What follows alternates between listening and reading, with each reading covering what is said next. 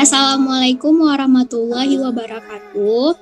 Kami dari kelompok 5 akan mempresentasikan materi tentang Unstated Detailed Question. Kelompok kami beranggotakan Intan Maulidah, Nabila Syafira Putri, Sania Zulka, Salsabila, Mulyadi, Muhammad Rafif, Sukma Widara, Elvi Eliana, Rizka, Muhammad Fatur Baijili. Selanjutnya, materi tentang penjelasan Unstated Detailed Question akan dijelaskan oleh Rafif. Baik, saya akan menjelaskan tentang Unstated Detailed Question, yaitu dari kutipan Soeharto dan Solihati 2010 yang menyatakan bahwa Unstated Detailed Question adalah bagian pertanyaan yang akan meminta para pembaca untuk menemukan informasi yang salah atau tidak benar pada teks bacaan. Jadi ada beberapa pertanyaan yang tipenya itu sering muncul pada soal itu, which of the following is not stated, which of the following isn't mentioned, which the following isn't discussed, atau sering juga yang keluar itu berupa all the following are true. Okay. Jadi bisa dipahami bahwa dari Unstated Detailed Question itu sendiri intinya itu adalah menemukan sebuah pernyataan dari opsi-opsi jawaban yang tidak ada pada teks. Oke, next. Selanjutnya, soal pertama akan dibacakan oleh Intan. Nah, berikut adalah contoh dari Unstated Detailed Question. Berdasarkan soal pertama, isi teks tersebut menceritakan tentang seorang jurnalis yang bernama Elizabeth Kurt Seaman yang menuliskan surat kabar di New York dengan nama pena Nellie Bly. Untuk mendapatkan cerita yang ingin dia tulis, dia itu seperti memulai petualangan. Contohnya tuh, dia sampai rela menjadi seorang pencuri supaya bisa masuk ke penjara. Itu dilakukan, dia ingin melihat bagaimana wanita itu diperlakukan di dalam penjara tersebut. Nah, sekarang kita beralih ke pertanyaan.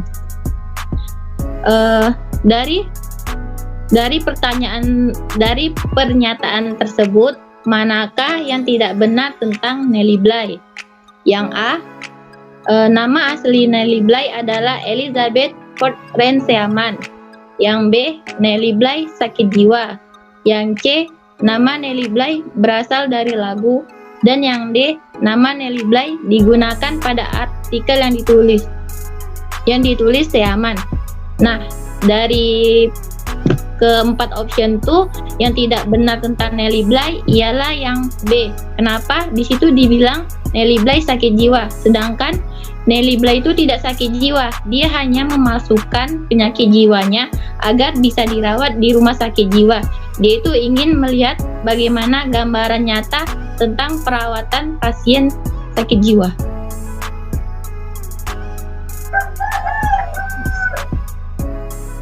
Selanjutnya, pertanyaan kedua akan dibacakan oleh Nabila. Baiklah, pertanyaan kedua yaitu which of the following is not mentioned as something that Nellie Bly did to get a good story? Optionnya A. She acted like a thief. B. She got arrested by the police. C. She pretended to be ill. D. She worked as a doctor in a mental hospital.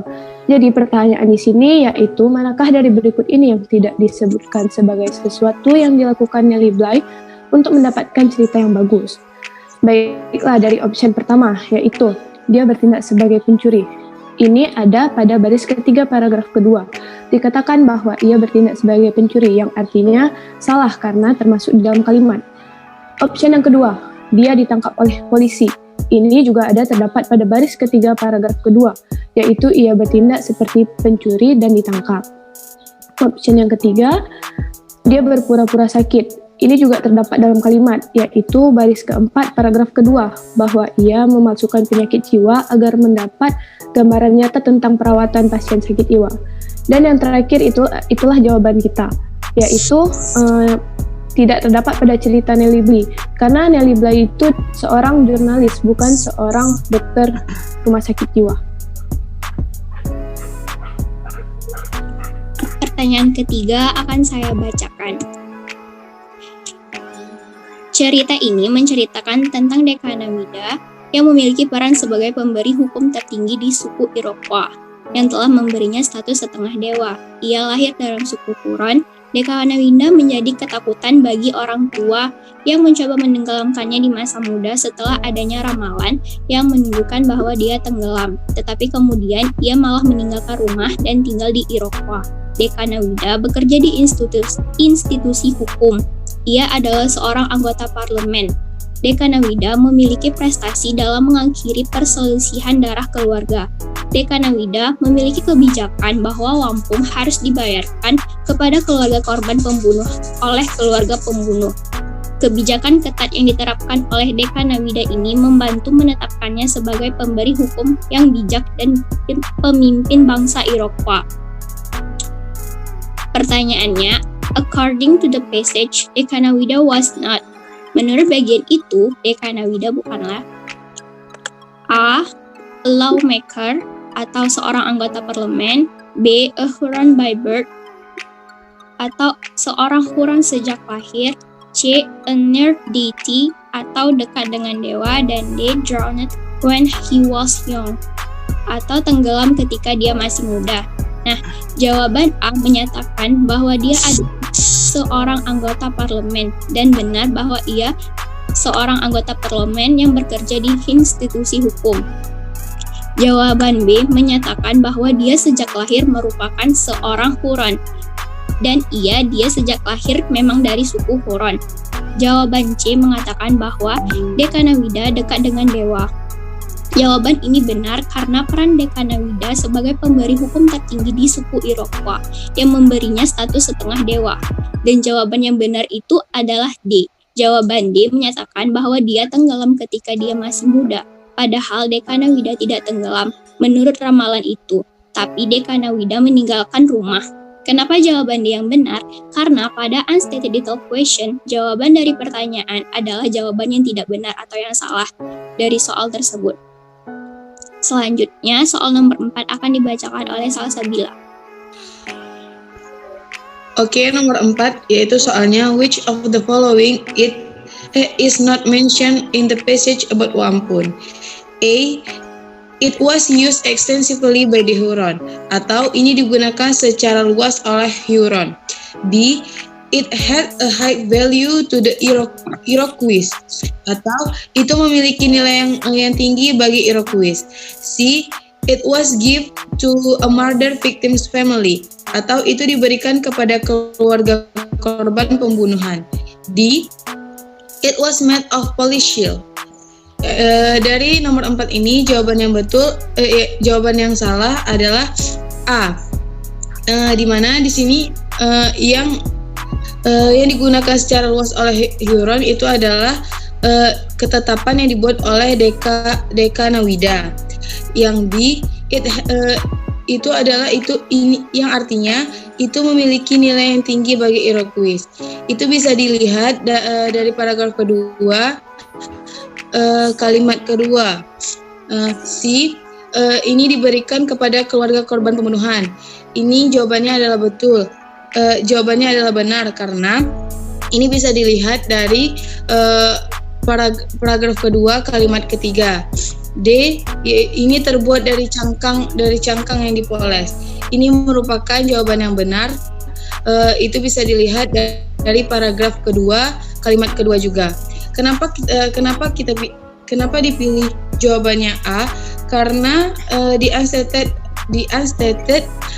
question detail question ini yang dipilih adalah jawaban yang tidak ada kaitannya dengan paragraf tersebut. Seperti jawabannya A. It was used extensively by the Huron.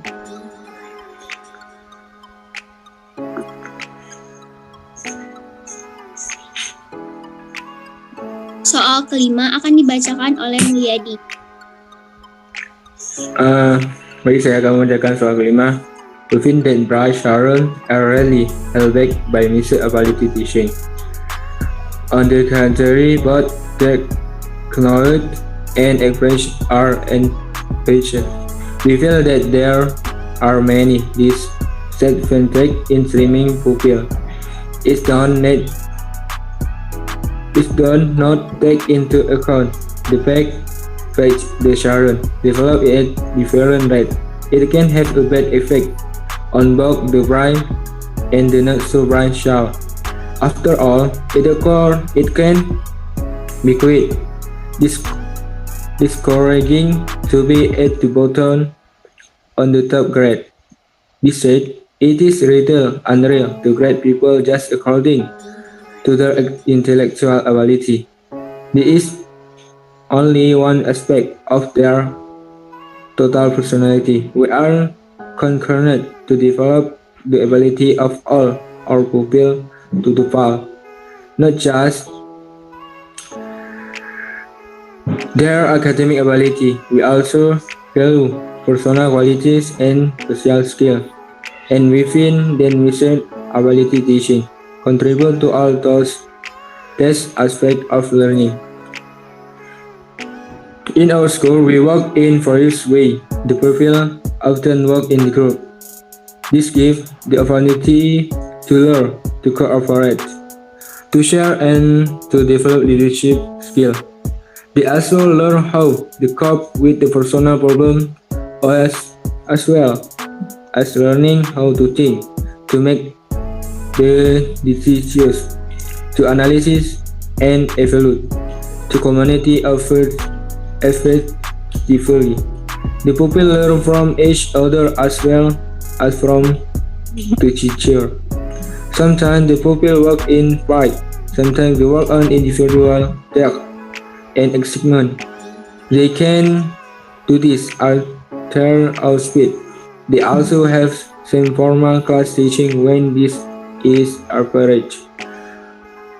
We encourage our pupils to use the library, and we teach them the skill they need in order to do this effectively. And at first, pupils can do advanced work. It does not matter what age the child is. We expect our pupils to the purpose, not their list, and we give them every encouragement to attain this goal.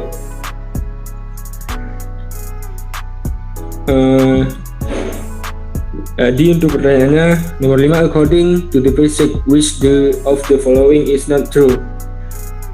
Jadi pertanyaannya yaitu menurut bagian tersebut, manakah dari pernyataan tersebut yang tidak benar? Untuk yang A, small kids are hard to get how a lesson lawyer. Jadi artinya anak-anak yang pintar itu sukar tertahan oleh pengajaran yang berkecampuran. And B, do not judge only on intellectual ability. Jadi artinya jangan hanya menilai hanya secara intelektualnya saja. And C, group work provides opportunity to develop skill. Atau bekerja kelompok memberi kesempatan memberikan pengembangan keterampilan. And C, missed ability teaching cannot contribute. Jadi untuk yang C itu pengajaran berkecampuran itu tidak memberikan kontribusi. Jadi untuk jawaban yang benar pada pertanyaan nomor 5 itu adalah yang B. Pengajaran berkecampuran yang tidak memberikan kontribusi. Bisa kita lihat untuk yang A. Kenapa jawabannya bisa dikatakan salah? Karena ini terdapat pada teks pada paragraf pertama, baris pertama.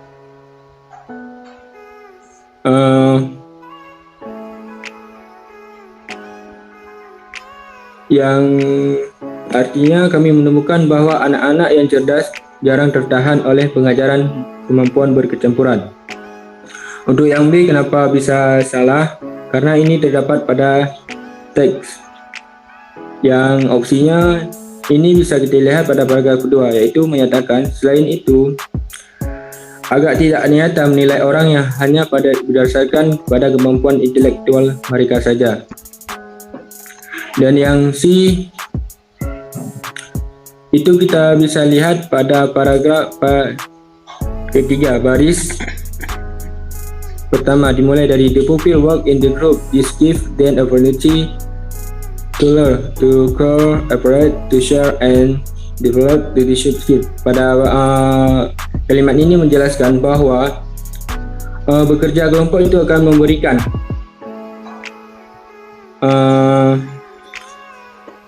memberikan pengajaran, bekerja sama, berbagi, dan mengembangkan keterampilan kepemimpinan. Jadi jawabannya ini adalah benar. Untuk yang jawaban yang salah itu yang D atau yang dianggap benar pada pertanyaan ini bisa tidak ada dalam teks, tapi tidak ada dalam teks, yaitu within that Mr. ability teaching contribute to all these aspects of the learning. Tapi pada kalimat yang ada pada teks itu menjelaskan bahwa pengajaran bercampuran itu akan memberikan kontribusi. Sedangkan untuk opsi yang jawaban yang di ini dijelaskan bahwa pengajaran berkecampuran ini tidak memberikan kontribusi. Jadi jawabannya dianggap salah atau benar pada pertanyaan nomor 5. Selanjutnya soal nomor 6 akan dibacakan oleh Rafif. Baiklah, saya akan menjawab pertanyaan dari soal nomor 6, yaitu jadi teks saya ini menceritakan tentang sebuah pipa yang bernama pipa Alaska. Jadi pipa Alaska ini yang sangat panjang ya, kalau tidak salah dengan jaraknya itu dari tundra, intinya itu dengan panjang 800 mil. Jadi dari pertanyaan ini langsung kita ketahui bahwa the author mention all the following in third paragraph as important in determining the pipeline road exit. Jadi langsung kita identifikasi dulu dari pertanyaannya. Jadi ada langsung kata kunci yang menjelaskan tentang ini ya, langsung dinyatakan bahwa tentang paragraf ketiga. Jadi pada paragraf ketiga ini berarti langsung kita temukan, berarti kita hanya perlu fokus pada paragraf ketiga. Jadi yang mengenai tentang as important in determining the pipeline road. Jadi hal-hal penting yang sangat mempengaruhi ataupun menentukan perjalanan pipa line. Jadi adapun opsinya itu climate ataupun ya cuaca ya. Kemudian lay of land itself, daratan. Lay of land.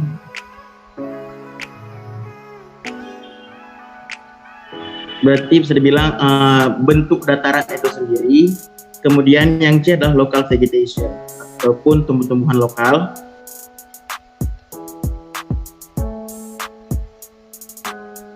Tanah dan bebatuan. Tolong kepada saudara Fatur untuk membuka halaman sebelumnya teksnya. Kita langsung fokus ke paragraf ketiga ya saudara sekalian, yaitu dari resting on a steel racks called bands. Long section of pipeline follow a zigzag course high above the present earth. Other long section drop out of side beneath sponge or rocky ground and return to the surface thereon. The pattern of the pipeline up-down road is determined. Langsung kita di sini sudah menemukan kata-kata is determined yang mempengaruhi oleh the pattern, pola dari pipa ini. Jadi adapun beberapa pola itu yang sangat menentukan itu often harsh demand of Arctic and subarctic climate. Sini ada langsung dinyatakan bahwa cuaca suhu climate apa guys? Bentar ya.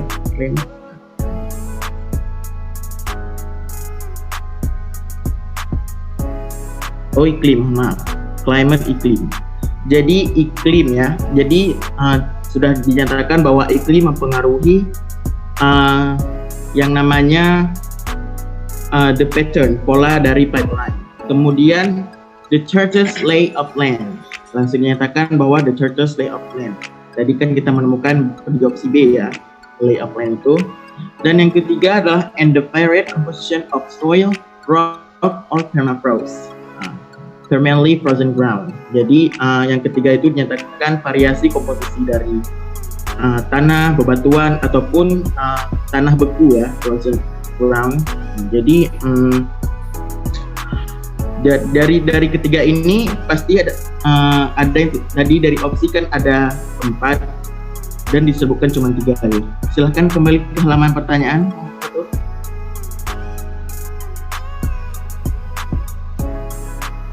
Baik, terima kasih. Jadi tadi kan sudah jelas ketika di teks kita dapat memperhatikan subarctic and arctic climate itu yang menentukan ya. Kemudian lay of land. Yang ketiga adalah soil, rock, and permafrost. Jadi sudah jelas bahwa local vegetation tidak disebutkan dari teks ya. Dari teks tidak menunjukkan bahwa local vegetation adalah salah satu hal yang mempengaruhi dari pola pipa Alaska tersebut. Ya, silahkan lanjutkan. Next.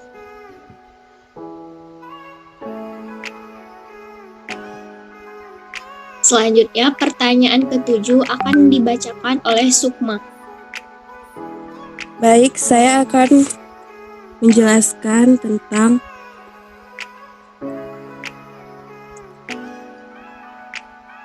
pada soal nomor 7. Plasma darah adalah cairan bening hampir tidak berwarna. Itu terdiri dari darah di mana sel darah merah dan darah putih dikeluarkan yang sering digunakan pada transfusi karena pasien umumnya membutuhkan tambahan darah tersebut. Langsung saja pada contoh soalnya, manakah dari berikut yang tidak menyebutkan tentang whole blood atau tentang pada teks tersebut? Jawaban A, it is different from plasma. B, it cannot be dried. C, it is impossible to keep it in store for a long time. D, it's a clear colorless liquid. Dan A, they are two kinds of the blood cell. Dari jawaban tersebut, kita sudah bisa melihat bahwa pada paragraf pertama dan baris pertama, jawaban D tidak sesuai dengan teks tersebut, yaitu pada teks pertama menjelaskan bahwa plasma darah itu adalah cairan bening dan hampir tidak terlihat, sedangkan pada jawaban D itu warnanya jelas. Maka jawaban yang benar adalah D. Karena pada answer question itu ditanyakan yang tidak menyebutkan tentang jawaban yang ada pada teks soal tersebut.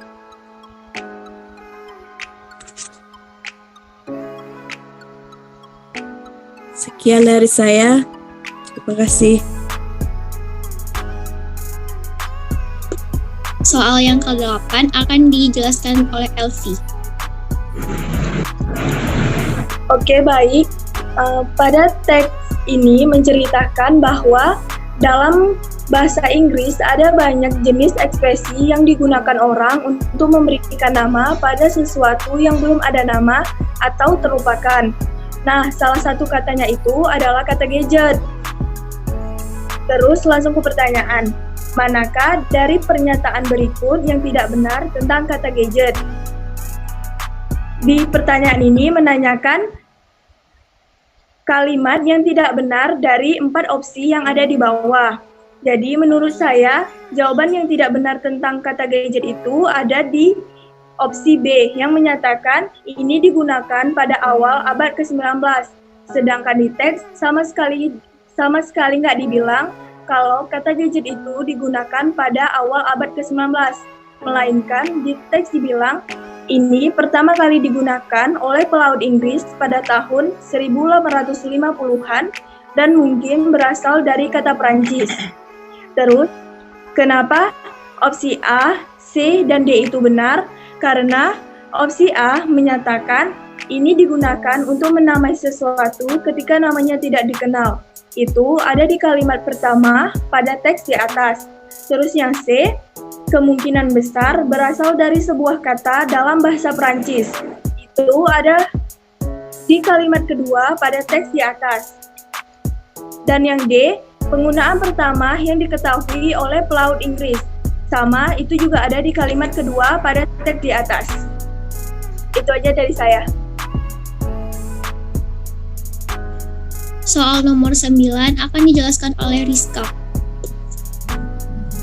Oke, saya akan menjelaskan mengenai soal nomor 9, yaitu pada soal nomor 9 ini diceritakan tentang penemuan pertama mesin tik, di mana saat pertama kali ditemukan, kunci-kuncinya disusun menurut abjad. Hal inilah yang membuat kunci mudah ditemukan, tetapi juga menyebabkan jeruji mesin macet atau terjepit. Sehingga untuk mengatasi masalah ini, pada tahun 1872 diperkenalkanlah pengaturan huruf baru oleh Christopher Latham Scholes, di mana sistemnya menggunakan sistem keyboard standar dan masih digunakan pada mesin ketik hingga hari ini. Dia mengatur huruf-huruf tersebut sedemikian rupa sehingga jeruji itu menghantam tinta bertinta dari arah yang berlawanan sebanyak mungkin. Alhasil, gangguan yang dihasilkan lebih sedikit daripada yang terjadi pada model abjad yang digunakan sebelumnya.